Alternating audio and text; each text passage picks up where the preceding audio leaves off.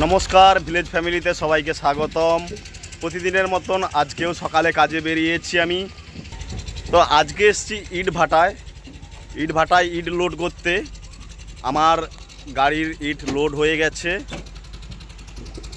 আর ওদের এখনও বাকি আছে। এখনও ওদের এটা লোড করতে বাকি আছে, তাই আমি ভাবলাম একটু বন্ধুদেরকে কিভাবে এটা তৈরি হয় সেই ভিডিওটা তোমাদেরকে দেখাই।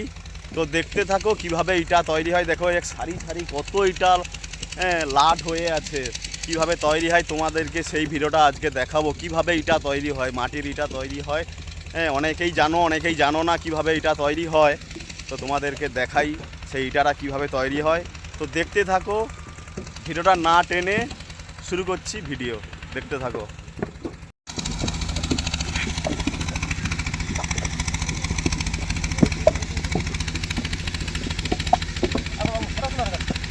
ভাইরাল হবো তুমি তো।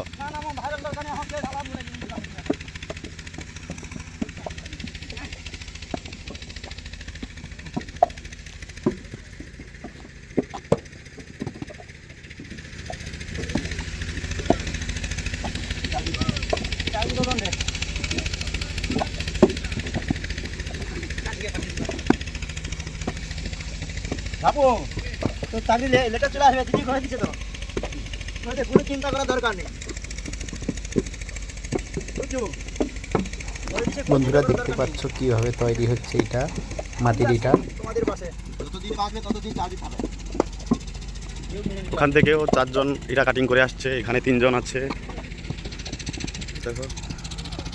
আর ওই জায়গাটায় মাটি পাইল হচ্ছে জিসিবি দিয়ে।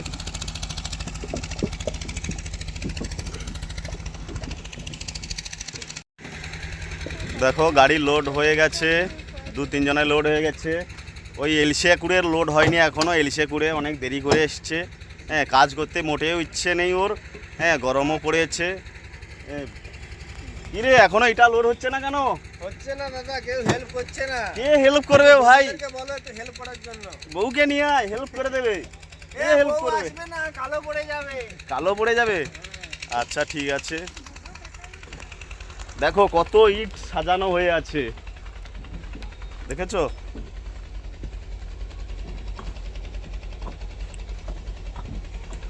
সারি সারি ইট।